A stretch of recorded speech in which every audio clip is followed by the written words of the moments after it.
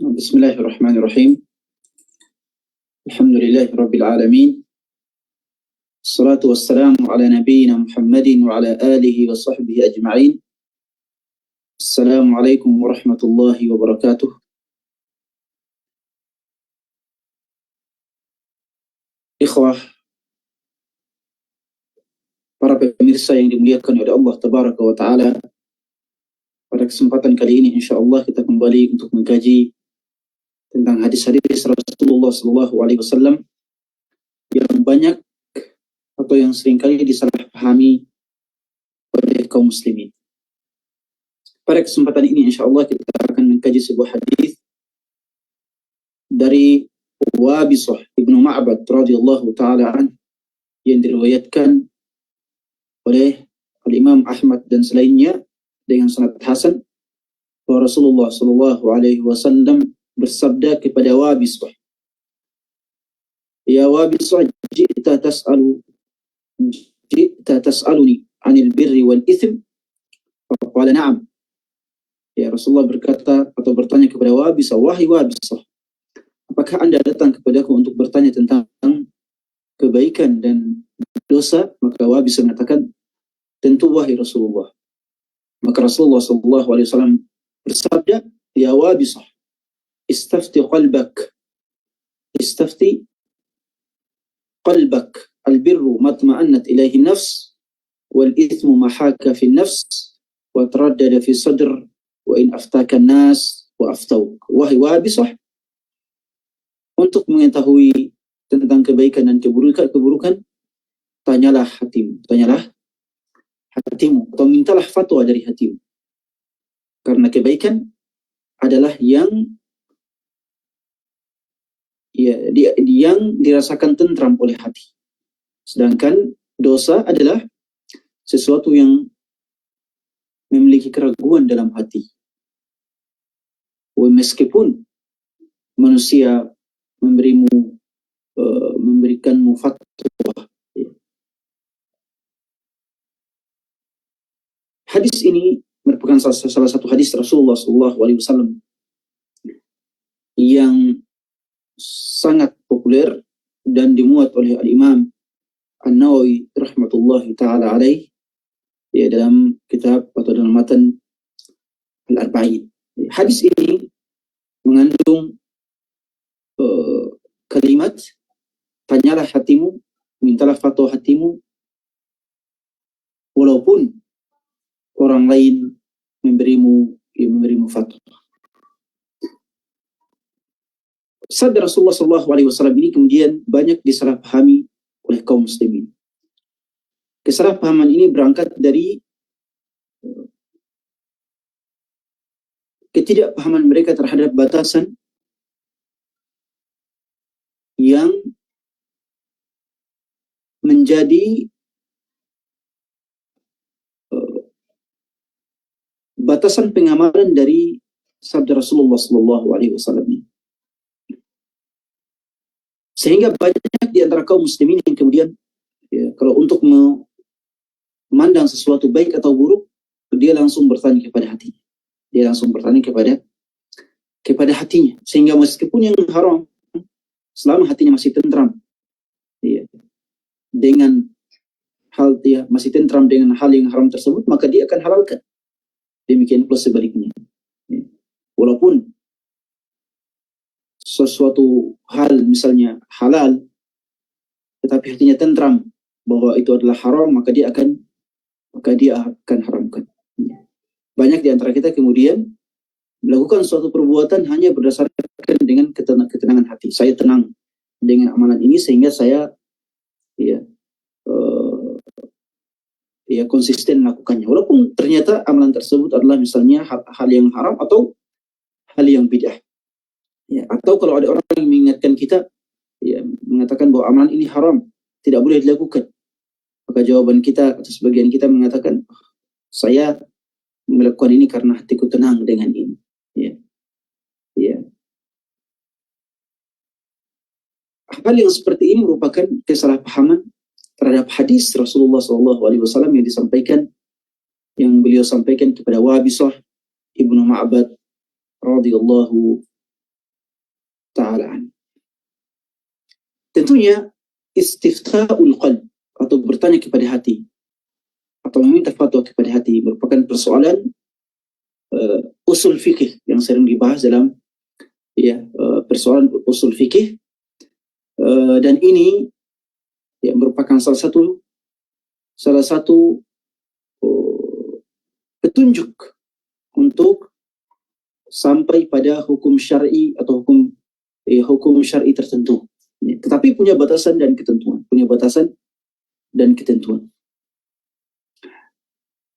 Bertanya kepada hati didefinisikan oleh para ulama, atau istifta'ul qalb didefinisikan oleh para ulama dengan makna meminta atau mencari hukum syar'i yang dirasa tentram oleh hati yang salim, hati yang suci. Jadi meminta atau mencari hukum syar'i, meminta hukum syar'i atau mencari hukum syar'i pada hati yang suci, yang dirasa tentram oleh hati yang suci, pada persoalan yang masih samar, pada persoalan yang dalilnya masih samar, atau pada persoalan yang dalilnya saling bertentangan secara lahir. Persoalan yang samar atau persoalan yang dalilnya masih saling bertentangan secara lahiriah. Dan ini sangat penting, sangat penting. Definisi ini sangat penting untuk diketahui karena di dalamnya mengandung penjelasan tentang hati siapakah yang pantas untuk menentukan hukum syar'i. Apakah hati orang awam atau apakah hati pendosa atau hati orang yang soleh dan bertakwa. Tentunya Rasulullah SAW ketika berkata kepada Wabisah, istafti qalbak, Wabisah adalah seorang yang bertakwa.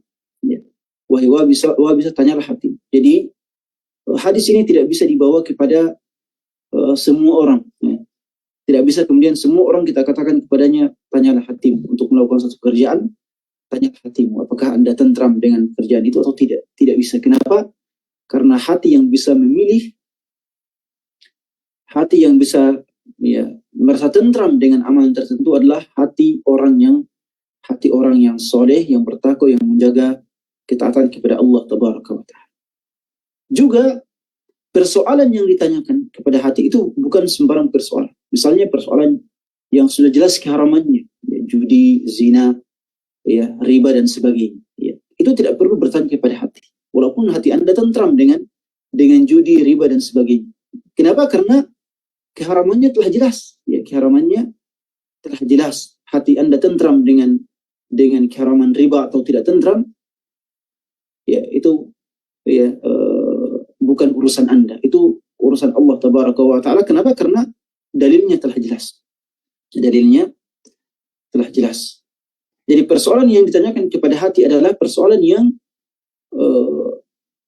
meragukan pada diri Anda, yang masih ragu ini haram atau halal, atau yang dalil-dalilnya saling bertentangan. Ada suatu dalil mengatakan misalnya boleh, ada dalil yang lain mengatakan tidak boleh, atau yang tidak memiliki dalil sama sekali dalam Al-Quran ataupun Sunnah, maka hal tersebut ditanyakan kepada hati. Para ulama rahimahumullah ta'ala telah berijma', konsensus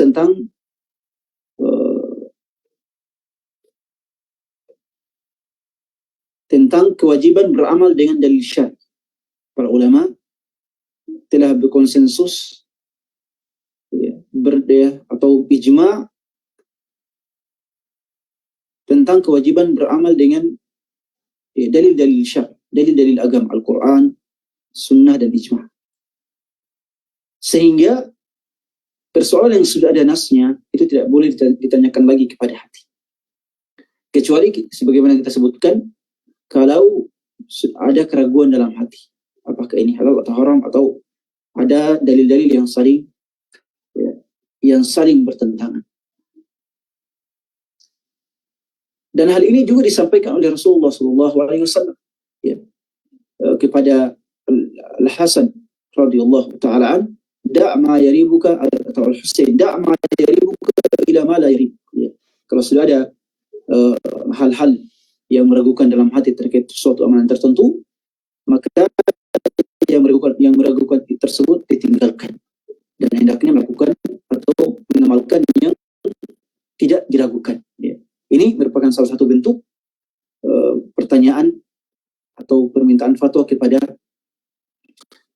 hati. Tentunya permintaan fatwa kepada hati tidak bisa dilakukan dalam semua kondisi. Yang pertama adalah hati orang yang bertanya pada hatinya tersebut adalah hati orang yang soleh, yang taat kepada Allah Tabaraka wa Ta'ala, bukan yang merasa tentram dengan dosa. Kemudian pada persoalan yang belum jelas dalilnya, dalilnya. Oleh sebab itu para ulama rahimahullahu taala mengatakan bahwa istifta'ul qalb, bertanya kepada hati, adalah sebuah hujjah dalil syar'i pada beberapa kondisi tertentu, pada beberapa kondisi tertentu. Di antara kondisi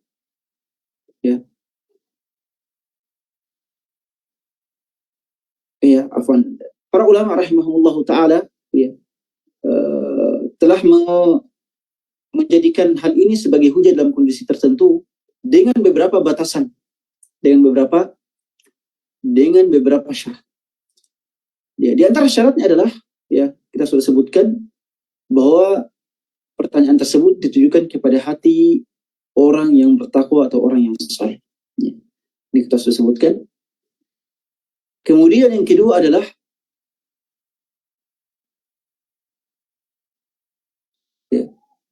adanya syubhat atau keraguan pada hati. Apakah ini halal atau haram? Kalau hati sudah yakin bahwa ini halal atau haram, maka tidak perlu lagi bertanya kepada hati. Karena dia sudah yakin bahwa ini haram atau amalan ini halal. Kemudian di antara batasan lain adalah, atau ketentuan lain adalah, tidak ada dalil syar'i yang menjelaskan tentang hukum amalan tersebut. Tidak ada dalil syar'i yang menjelaskan tentang hukum amalan tersebut. Kemudian di antara batasan lain adalah hati benar-benar tenang dengan hukum yang ditanyakan padanya tersebut. Misalnya hukum, main dadu misalnya. Silakan tanya hati Anda. Misalnya ada ulama yang membolehkan, ada ulama yang tidak membolehkan. Ini belum, tentunya ada beberapa dalil yang saling bertentangan. Sehingga silakan tanya hati.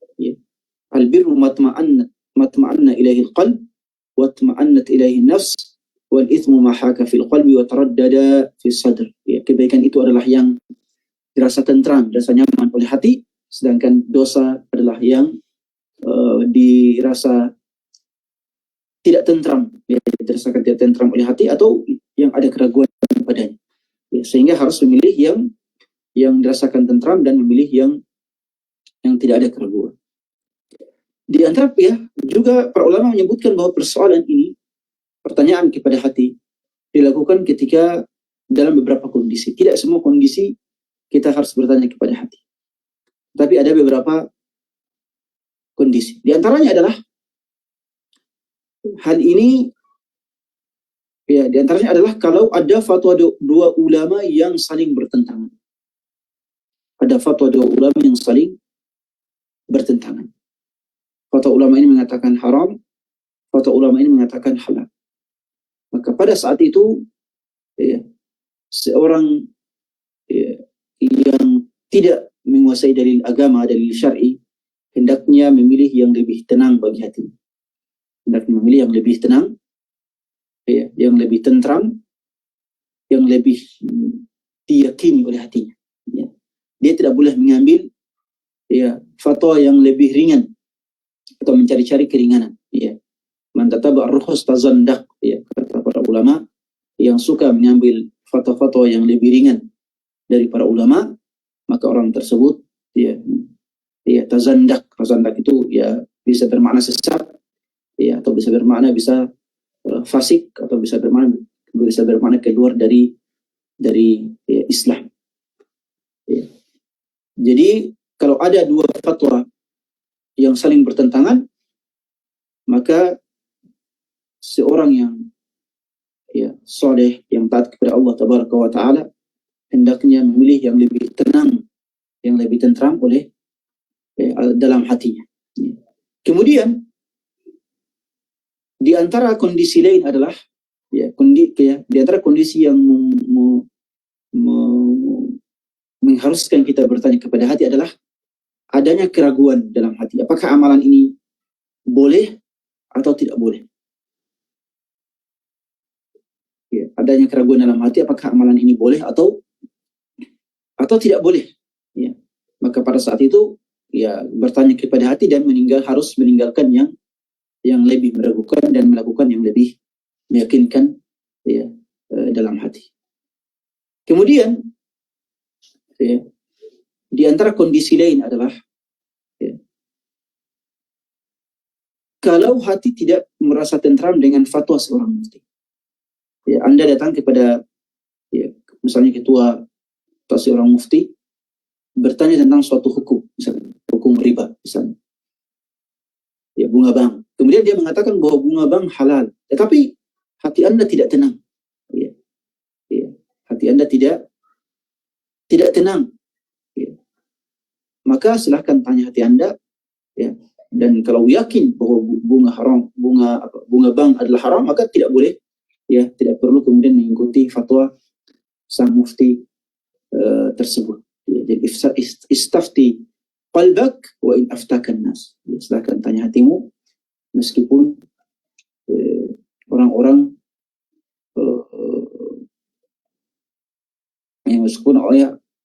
memberimu fatwa, atau seorang mufti memberimu fatwa. Kemudian di antara kondisi lain adalah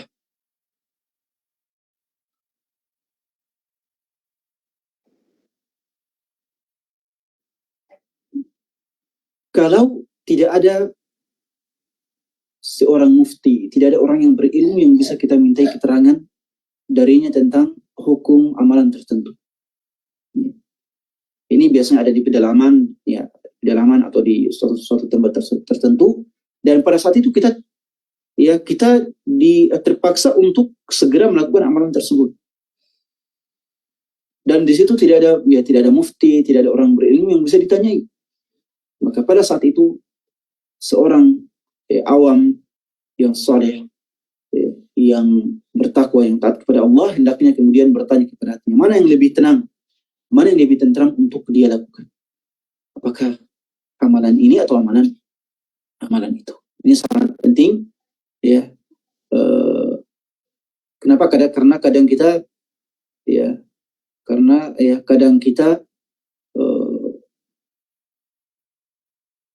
dihadapkan pada kondisi tidak adanya mufti, atau para mufti pun tidak tahu tentang hukum hal tersebut.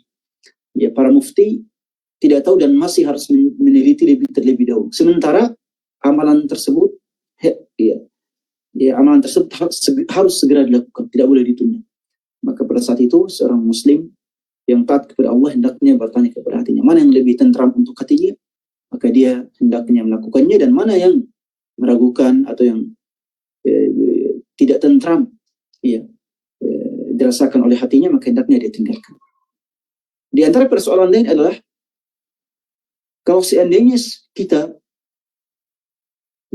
atau seandainya jawaban seorang ulama tidak sesuai dengan realitas, seorang ulama berfatwa tetapi fatwanya tidak sesuai dengan realitas, dia mengatakan bahwa amalan ini haram, tetapi yang dia ucapkan tersebut tidak sesuai dengan realitas. Dia mengatakan misalnya ormas A, ormas A ya misalnya sesat, ya ormas A sesat, tetapi dari bukti yang dia sebutkan itu tidak sesuai dengan realitas. Misalnya ormas A sesat karena berbaiat, sesat karena ini, tetapi tidak sesuai dengan realitas. Maka pada saat itu ya seorang awam yang soleh hendaknya bertanya kepada hati bahwa ini si mufti atau seorang alim ini berfatwa tetapi tidak sesuai dengan realitas.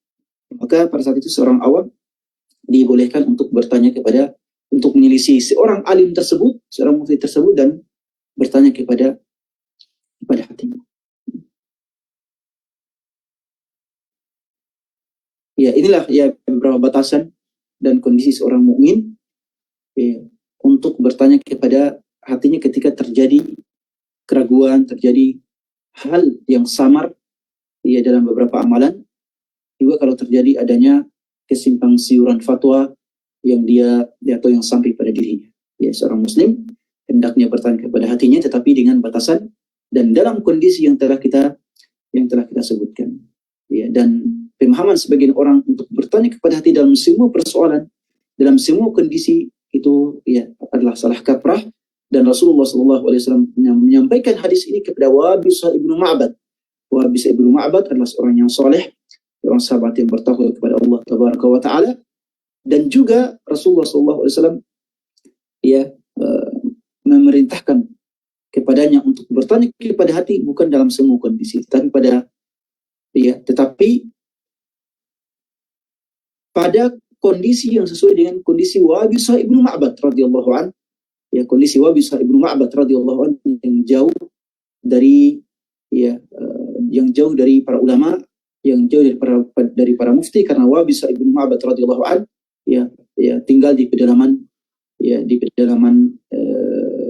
Arab ya, atau di pedalaman ya, dan tidak tinggal di kota Madinah, dan atau tidak tinggal di